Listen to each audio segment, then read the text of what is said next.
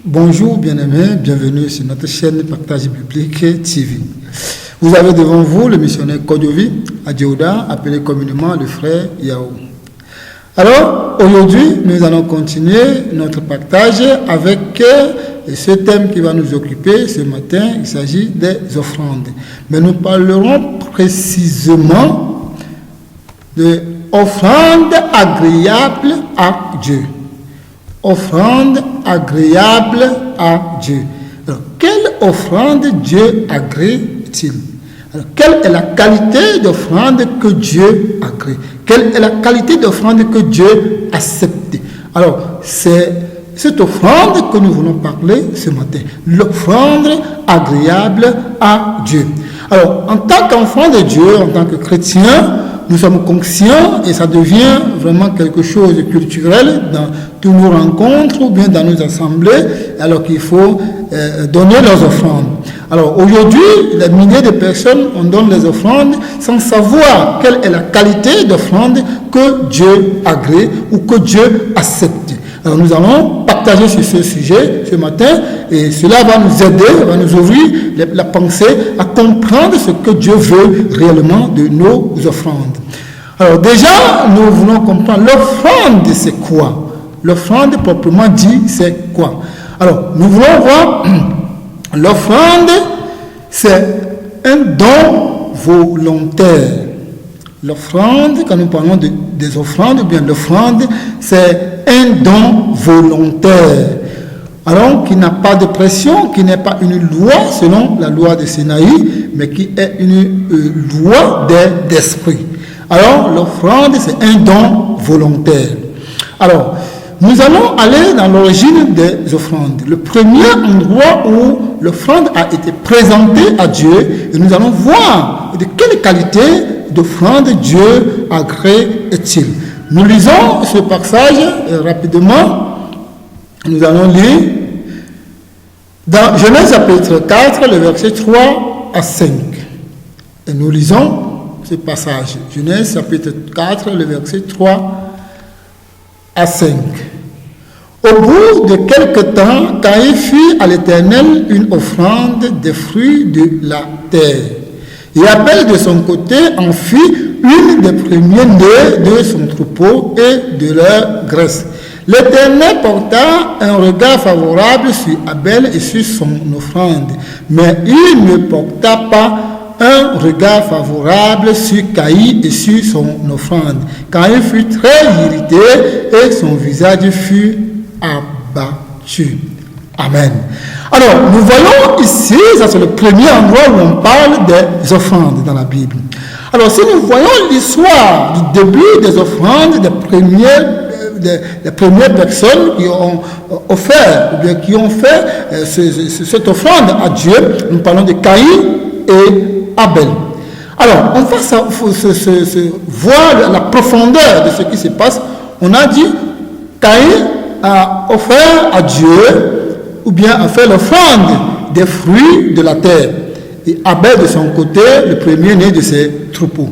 Dieu a porté le regard favorable sur l'offrande d'Abel, mais il a rejeté pour Caïn. Alors, plusieurs pensent que c'est parce que Abel a donné le premier-né de ses troupeaux. C'est pour cette raison que Dieu a porté des regards favorables. Non, peut-être ça fait partie, mais au fond, ce n'est pas l'idée principale. Puisque Dieu connaissait très bien que Caïn était cultivateur ou bien agriculteur et Abel était éleveur. Alors, chacun donne à Dieu selon ce qu'il a ou bien ce que Dieu lui a donné. Dieu est conscient que Caïn est un cultivateur. Alors, il ne peut que donner à Dieu que ce qu'il a cultivé, le fruit de son travail. Alors, Abel n'est qu'un éleveur.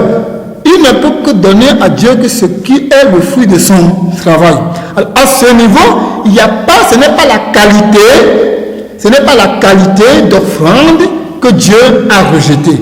Ce n'est pas parce que Caïn n'avait pas donné aussi le premier-né, ce n'est pas ça, ou bien c'est parce que c'est la brebis que Abel a donné, c'est pour ça que Dieu a porté le regard. Non, mais nous voulons comprendre une chose, c'est l'état du cœur que l'on offre quelque chose à Dieu qui rend ou bien qui fait que Dieu agrée son offrande.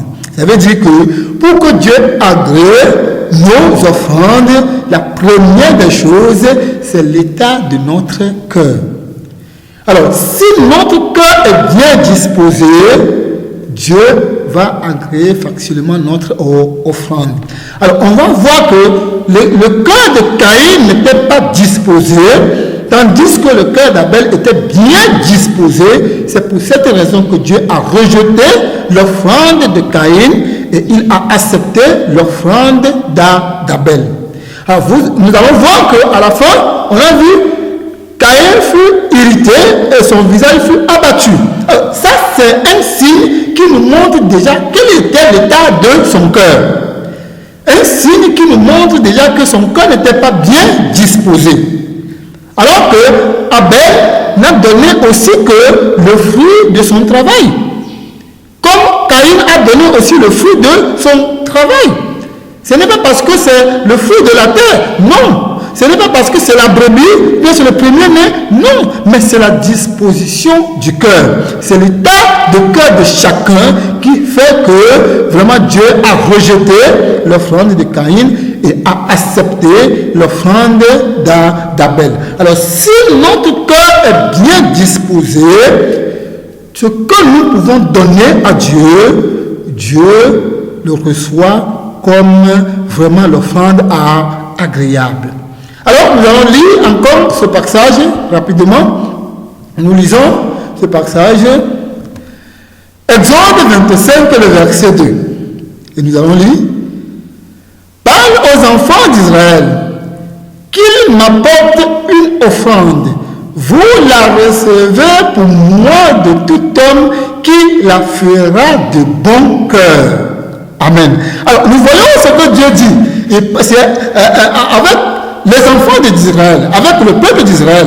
Et Moïse qui était à la tête, et Dieu dit à Moïse, parle aux enfants d'Israël et qu'ils m'apportent une offrande. Vous le recevez pour moi de tout homme qui la fera de bon cœur. Vous voyez, ça veut dire que chaque personne vraiment qui offre quelque chose à Dieu, qui apporte quelque chose à Dieu de bon cœur, Dieu reçoit ça vraiment comme offrande agréable.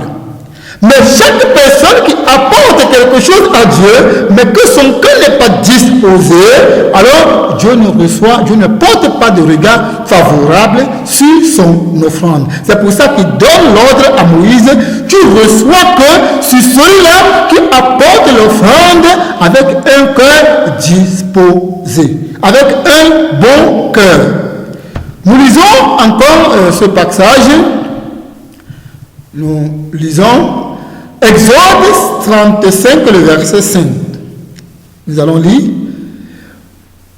Prenez sur ce qui vous appartient une offrande pour l'Éternel.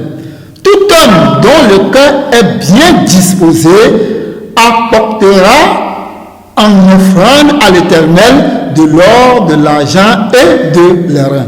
Amen. Alors, nous voyons ici, c'est bien déclaré. Prenez sur vous ce qui vous appartient. C'est-à-dire que Dieu ne distingue pas ça. Il n'y a pas une distinction. Ce qui t'appartient, ce que Dieu a mis à ta disposition, ce que Dieu t'a donné, il dit, prends sur ça. Si c'est le fruit de la terre, si c'est les brebis, si c'est quoi que Dieu a mis à ta disposition, il dit, prends sur ça. Mais comme l'offrande pour l'Éternel. Mais une condition, tout homme dont le cœur est bien disposé apportera en offrande à l'Éternel. Il a cité l'or et quoi que ce soit. Alors vous voyez, ça veut dire que ce que Dieu attend de l'humanité, ce que Dieu attend de chacun de nous pour que nos offrandes soient acceptées par Dieu, c'est la disposition de notre cœur. Vous voyez, ce n'est pas vraiment la grandeur de notre offrande, non. Ce n'est pas la qualité de notre offrande, non, mais c'est la disposition de notre cœur. Alors, si nous apportons l'or, l'argent, les reins, tout ça, mais que notre cœur n'est pas disposé, Dieu ne portera pas un regard favorable sur notre offrande. Et notre offrande ne sera pas agréée par Dieu. Vous voyez, vous le recevrez de tout homme vraiment qu'il apporte d'un cœur bien disposé. Encore, ce passage, nous allons lire ce passage encore.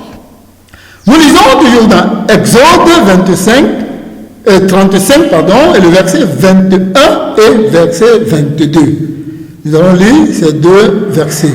Alors, je lis le verset 21. Tous ceux qui furent entraînés par le cœur et animés de bonne volonté viennent et apportèrent une offrande à l'Éternel pour l'œuvre de la tente d'assignation, pour tout son service et pour les vêtements sacrés. Alors, nous voyons déjà ici tous ceux qui furent entraînés par le cœur et animés de bonne volonté.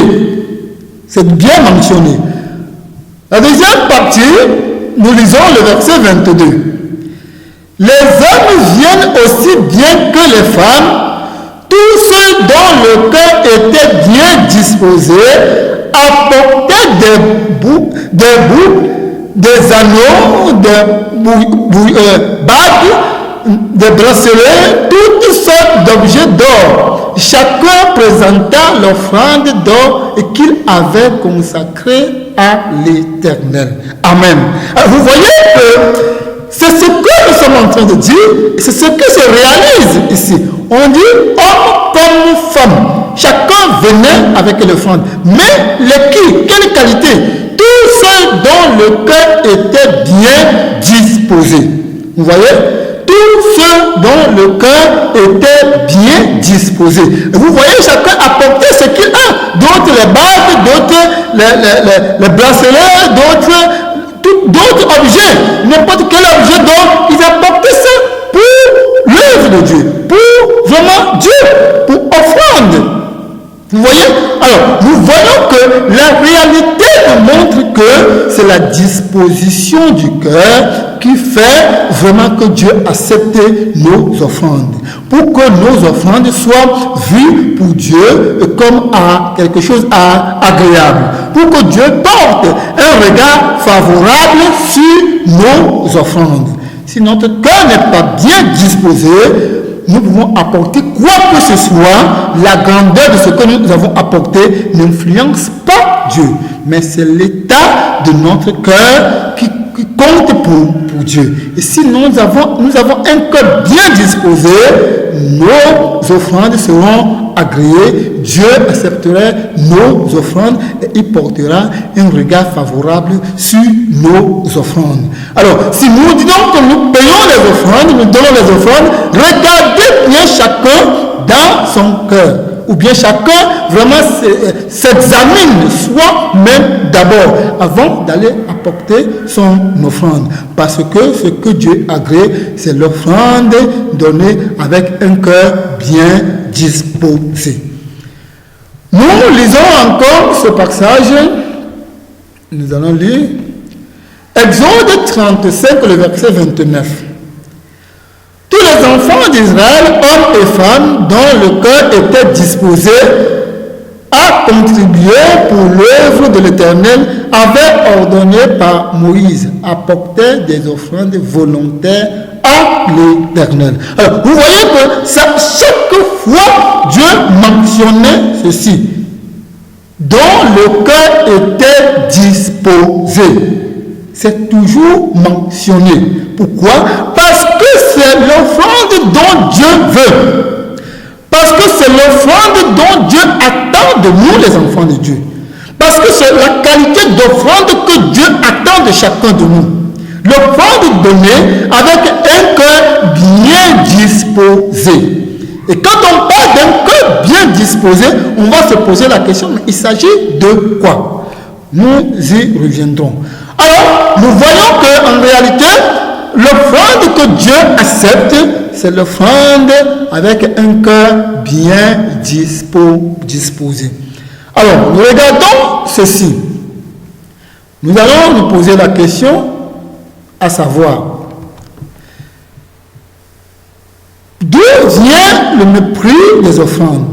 Et c'est ce que nous allons parler maintenant. Le mépris des offrandes à l'image des enfants d'Élie.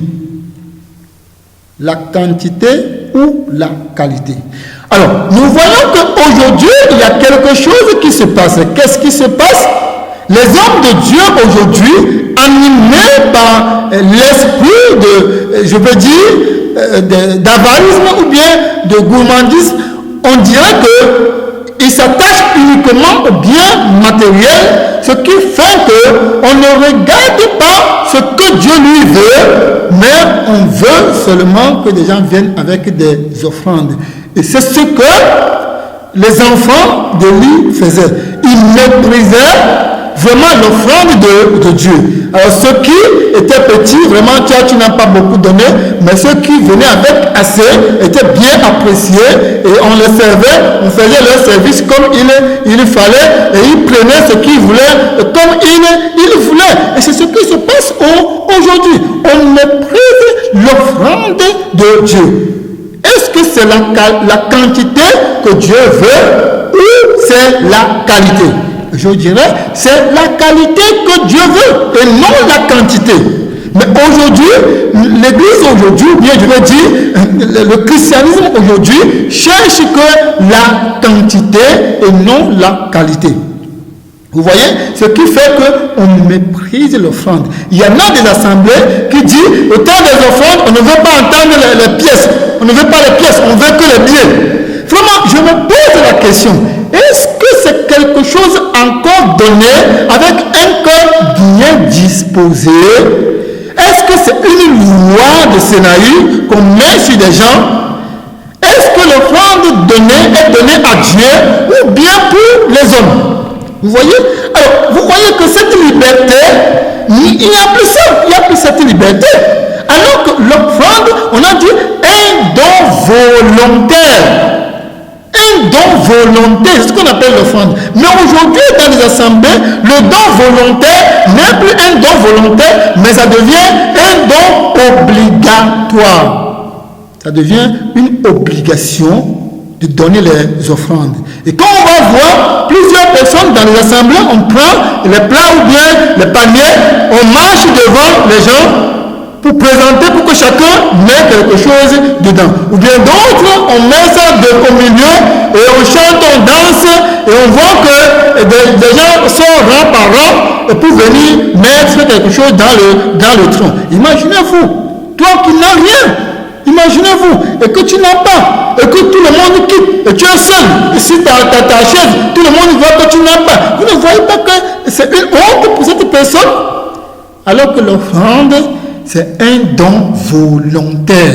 Ça veut dire que aujourd'hui, le christianisme aujourd'hui a transformé vraiment cette réalité que Dieu veut présenter à une autre chose. C'est la quantité qu'on veut aujourd'hui et non la qualité. Alors que pour Dieu, c'est la qualité qui compte. Nous lisons un exemple des enfants d'Élie. Nous allons lire ce passage rapidement. 1 Samuel chapitre 2, le verset 17. Et après nous allons sauter, nous allons lire le verset 29. Le verset 17. Ces jeunes gens se rendaient coupables devant l'Éternel d'un très grand péché parce qu'ils méprisaient les offrandes de l'Éternel. Et nous allons lire le verset 29 qui dit: pourquoi foulez-vous aux pieds mes sacrifices et mes offrandes que j'ai ordonné de faire dans ma demeure?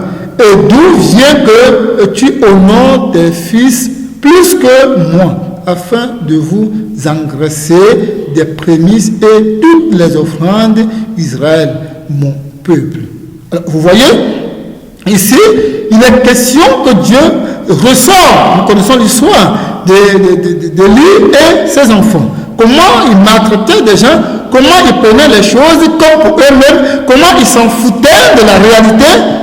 Alors, et c'est ce qui se passe aujourd'hui. On s'en fout de ce que Dieu veut, on s'en fout de la réalité des offrandes, mais on s'intéresse plutôt vraiment à ce qui est matériel. C'est pour ça qu'on parle des offrandes, on regarde directement ce qui est matériel, alors que Dieu regarde le fond et non l'apparence. Alors nous devons comprendre que c'est pour ça que nous avons lu plusieurs fois tout ce dont le cœur était bien disposé. Vous voyez? Alors nous devons comprendre que l'offrande pour Dieu a autre aspect que la vue que l'homme donne. Alors Dieu veut ce qui est vraiment dans le fond et non ce qui est selon l'apparence. C'est pour cette raison que nous devons comprendre certaines réalités dans ce que nous appelons offrande. Alors, nous lisons encore ce passage. Nous allons lire Luc, chapitre 21, le verset 1 à 4. Jésus, ayant levé les yeux, vit les riches qui mettaient leur offrande dans le tronc. Il vit aussi une pauvre veuve qui y mettait 2 petites pièces. Et il dit, je vous le dis en vérité, cette pauvre veuve a mis plus que tous ces autres. Le verset qui suit,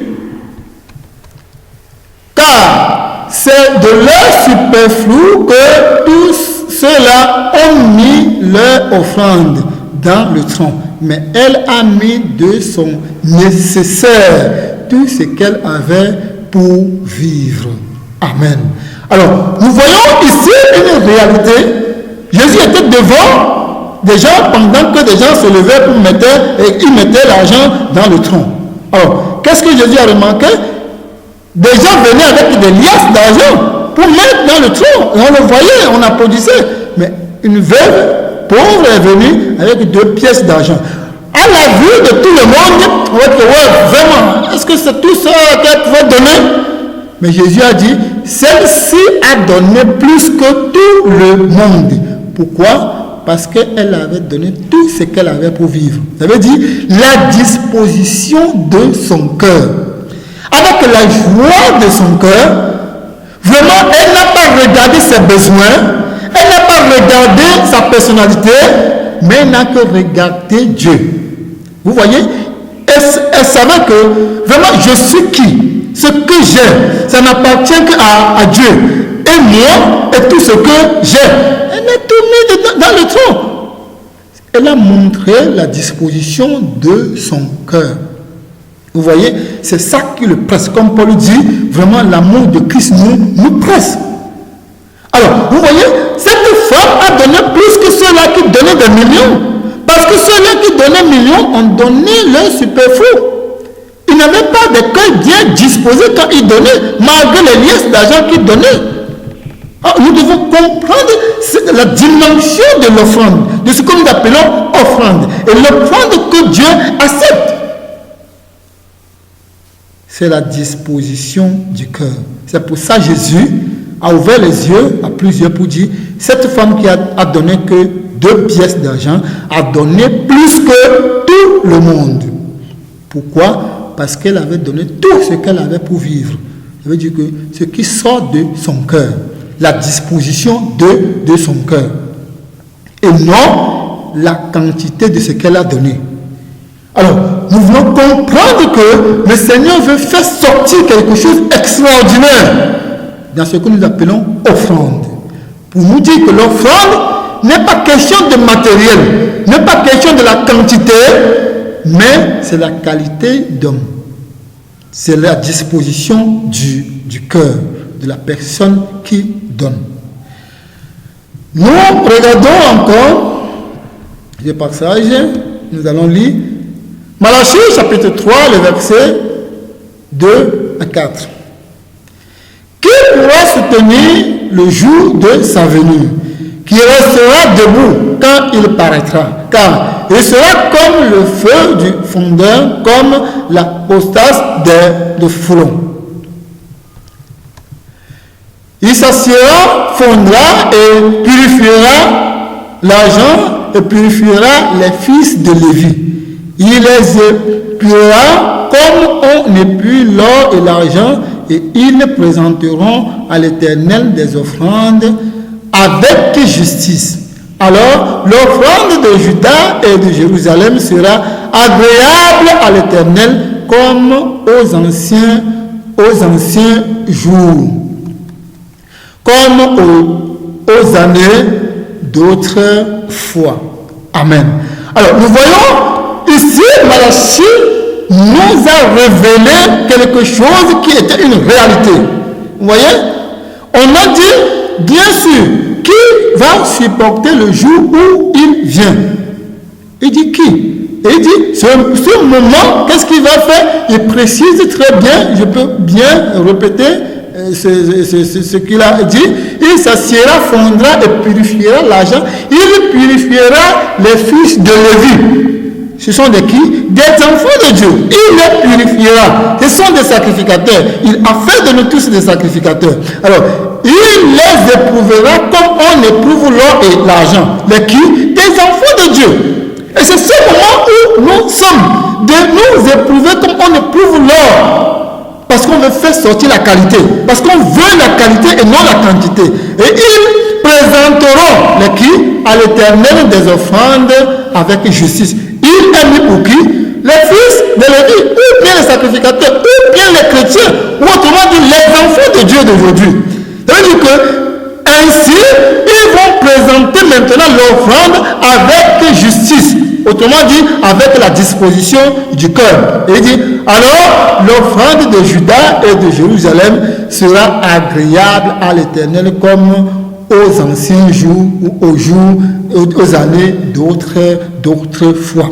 Alors, nous voyons que ce que Dieu veut, c'est de nous traiter, de former chacun de nous, et de nous purifier, et de nous présenter vraiment à son Père, vraiment comme offrande agréable. Il dit, en ce moment, nos offrandes seront agréables à Dieu. Et nous allons présenter les offrandes avec justice. Et c'est ces offrandes que Dieu attend de nous maintenant. Vous voyez? Et c'est de ces offrandes que nous parlons. Quand nous parlons d'offrandes, il ne s'agit pas seulement de matériel. Non, non. Le matériel n'est que quelque chose de préfiguratif. Mais c'est ce qui est spirituel qui est la réalité de l'offrande. Alors quand nous voulons parler de l'offrande, ne regardons pas ce qui est matériel. Ce qui est matériel n'est que l'image de ce qui est spirituel. Mais l'offrande que nous allons présenter à Dieu ce jour ne serait ni l'argent ni l'or. C'est ce qui est spirituel, qui est notre vie. Alors c'est pour ça que la Bible dit très bien que en réalité, il va travailler chacun de nous afin que nous soyons capables de présenter l'offrande à Dieu. Il dit en ce jour l'offrande de Juda et Jérusalem vraiment sera présentée comme au jour d'autrefois. Vous voyez? Alors agréable à Dieu. Alors nous devons comprendre que l'offrande que Dieu veut n'est pas question de matériel, mais c'est question de ce qui est spirituel. Ça veut dire, c'est l'état vraiment de mon cœur qui présente la réalité de ce que j'offre à Dieu, la disposition du cœur. Regardons encore ceci. La véritable offrande, une vie de sanctification. La véritable offrande, c'est une vie de sanctification. Alors, je lis dans Romains chapitre 12, le verset 1 et 2. Je vous exhorte donc, frères, par la compassion de Dieu, à offrir vos corps comme un sacrifice vivant, saint, agréable à Dieu, ce qui sera de votre part un culte raisonnable. Ne vous conformez pas au siècle présent, mais soyez transformés par le renouvellement de l'intelligence, afin que vous discerniez quelle est la volonté de Dieu, ce qui est bon, agréable et parfait. Amen. Alors je reviens encore bien sur ce passage que nous venons de lire. On dit, je vous exhorte donc, frères, par la compassion de Dieu, à offrir votre corps comme un sacrifice vivant, saint et agréable à Dieu. Vous voyez que ici, il ne s'agit plus de matériel, mais il s'agit de notre propre corps. Alors, vous voyez que, en réalité, l'offrande qui est saine, ou bien l'offrande qui est agréable à Dieu, c'est le sacrifice de notre corps. C'est le fait de se donner totalement à Dieu. C'est le fait de disposer notre être à Dieu. C'est de vivre une vie de sanctification pour Dieu. C'est pour ça qu'il dit, si vous donnez votre corps, si vous offrez votre corps comme l'offrande agréable à Dieu, regardez ce qui se passe en vous. Alors, on dit, le verset qui suit, il présente très bien quelque chose. Ne vous conformez pas au siècle présent, mais soyez transformés par le renouvellement de l'intelligence, afin que vous discerniez quoi? Quelle est la volonté de Dieu, ce qui est bon, agréable et parfait. Vous voyez? Ça veut dire que si notre sacrifice ou bien notre offrande est l'offrande agréable à Dieu, si Dieu accepte notre offrande, vous voyez, ça nous donne la capacité de connaître la volonté de Dieu, ce qui est bon, ce qui est agréable et ce qui est parfait. Et vous voyez que notre vie automatiquement change. Vous voyez, notre vie change automatiquement. Mais là où notre offrande n'est pas agréée, n'est pas acceptée par Dieu, alors notre vie reste la même chose. C'est pour ça que vous allez voir des chrétiens qui sont des chrétiens pendant des années, mais ils ne grandissent jamais. Parce qu'ils ne se laissent pas ou bien ne disposent pas leur cœur favorablement à Dieu. Ils n'offrent pas à Dieu la qualité d'offrande que Dieu veut. Bien sûr, qui paye les dîmes, bien sûr, peut-être qui donne les offrandes chaque jour. Mais au fond, c'est la quantité qui compte pour eux et non la qualité. Alors que Dieu veut la qualité. Ce qui vient du cœur. Ça veut dire que la disposition du cœur. Nous lisons ce passage. Nous allons lire Matthieu chapitre 5, le verset 23 à 24. Nous lisons. Si donc tu présentes ton offrande à l'autel et que là tu te souviens que ton frère a quelque chose contre toi, laisse là ton offrande devant l'autel et va d'abord te réconcilier avec ton frère. Puis viens présenter ton offrande. Amen.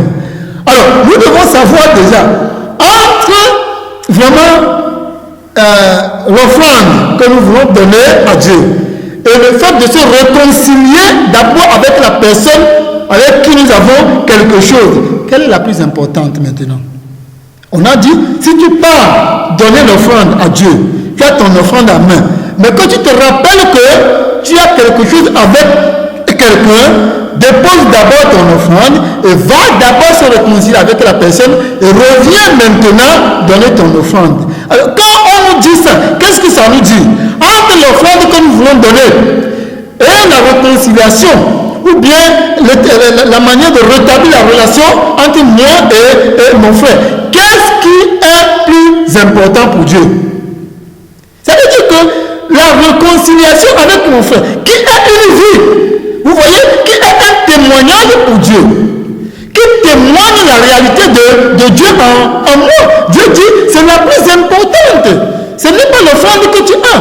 Mais si tu donnes ton offrande avec ton frère dans ton cœur, avec vraiment ton frère, vraiment ou bien quelque chose que tu as contre ton frère, mais quand même tu portes des tas de liasses d'argent pour venir donner, tu n'as rien fait. Pour Dieu, tu n'as rien fait. Mais si tu n'as même pas 100 francs pour donner, mais quand même tu as la capacité de se réconcilier avec ton frère, d'arranger la situation entre vous, de vivre une vie digne d'un enfant de Dieu, Dieu agrée ton offrande, parce que c'est l'offrande là que Dieu veut. C'est ce que Dieu appelle une vie de sanctification. Vous voyez que la plus importante, c'est la vie de sanctification et non le matériel. Dieu dit, dépose d'abord le matériel. Va d'abord arranger ta vie de sanctification. Va d'abord améliorer ta vie de sanctification. Et reviens maintenant donner ton offrande. Alors vous voyez que le matériel ne compte pas pour Dieu. Ce qui compte pour Dieu, c'est notre vie de sanctification. Ça, c'est l'offrande que Dieu veut. Ça, c'est ce que Dieu attend de chacun de nous. Alors, nous devons comprendre que l'offrande véritable, c'est notre vie de sanctification. C'est notre vie de la piété. C'est la disposition de notre cœur. C'est le fait de se donner totalement à Dieu. Alors, si vraiment nous nous donnons à Dieu, alors ce que nous pouvons donner à Dieu sera accepté par Dieu. Mais si moi-même, je ne me donne pas à Dieu, tout ce que je pouvais donner, c'est zéro devant Dieu. Alors c'est pour ça que Dieu dit, même si tu veux aller donner, ou bien faire l'offrande, tu as ton offrande à main, et que tu te rends compte que tu as quelque chose dans le cœur contre ton frère, dépose ton offrande, va d'abord se réconcilier avec ton frère, et reviens maintenant donner. Ça veut dire que la réconciliation avec un frère est la plus importante que de présenter les liasses d'argent comme offrande. Alors vous voyez que la vie, l'arrangement de la vie, mener une vie de sainteté, de sanctification, de justice, est la meilleure chose que de donner tant de choses à l'église, construire les bâtiments, faire tant de choses, mais au fond, que notre vie est loin de la réalité. Alors nous voyons que l'offrande agréable que Dieu veut, c'est notre vie. C'est pour ça, Paul dit, offrez notre corps. Je vous exhorte à offrir votre corps comme un sacrifice vivant, ce qui sera pour vous un culte raisonnable. Nous lisons ce passage encore. Ephésiens chapitre 5, le verset 1 et 2. Nous allons lire. Devenez donc les imitateurs de Dieu, comme des enfants bien-aimés, et marchez dans la charité à l'exemple de Christ, qui nous a aimés et qui s'est livré lui-même à Dieu pour nous comme une offrande et un sacrifice de bonne odeur. Amen. Alors vous voyez, quelle est l'offrande agréable que Christ lui-même a offert à Dieu? C'est le fait de se donner. Vous voyez, l'offrande agréable que Christ vraiment a offert à Dieu, c'est le fait de se donner pour nous. C'est le fait de nous présenter la vie de Dieu. C'est le fait vraiment de nous sauver. Vous voyez, et c'est une vie. C'est le fait de nous présenter vraiment le caractère de Dieu. Je reviens encore sur le passage. On dit très bien dans le passage, devenez donc les imitateurs de Dieu, de Christ, comme des enfants bien-aimés, et marqués dans l'amour, autrement dit dans la charité, à l'exemple de Christ. Ça veut dire que notre offrande doit être offrande à l'exemple de Christ. Alors, quelle offrande Dieu a-t-il donné à son Père, qui nous a aimés et qui s'est livré lui-même à Dieu pour nous comme une offrande et un sacrifice de bonne odeur. Alors, vous voyez que ce que la Bible appelle offrande, c'est le fait que Christ s'est donné pour toi et pour moi. C'est l'offrande de bonne odeur. C'est l'offrande agréable à Dieu. Vous voyez, alors ce n'est ni le matériel, ni quelque chose de physique, mais ce qui est spirituel. Alors nous voulons comprendre que vraiment l'offrande véritable, vraiment c'est notre vie de sanctification. C'est le fait de se donner totalement à Dieu. C'est le fait vraiment d'être bien disposé pour Dieu. C'est le fait de se laisser totalement à Dieu. Et ça, c'est l'offrande vraiment agréable à Dieu. Et ça, c'est l'offrande que Dieu attend de chacun de nous. Que le Seigneur nous fortifie et qu'il nous bénisse et qu'il nous rend capables vraiment de se laisser donner totalement à Dieu comme offrande de bonne odeur, comme offrande agréable à Dieu, afin que nous soyons aussi des exemples aussi pour d'autres. Que le Seigneur nous fortifie, qu'il nous bénisse et qu'il nous accorde la grâce vraiment de présenter ce caractère en tout lieu et en tout temps, afin que son nom seul soit glorifié. Merci encore de nous avoir suivis. continuons toujours tous ensemble afin que nous puissions davantage découvrir encore bien des choses. Si vous avez des questions ou des préoccupations, veuillez nous poser ces questions et nous allons toujours répondre à toutes vos questions. Que le Seigneur nous bénisse, que le Seigneur nous fructifie par son Fils Jésus-Christ. Amen.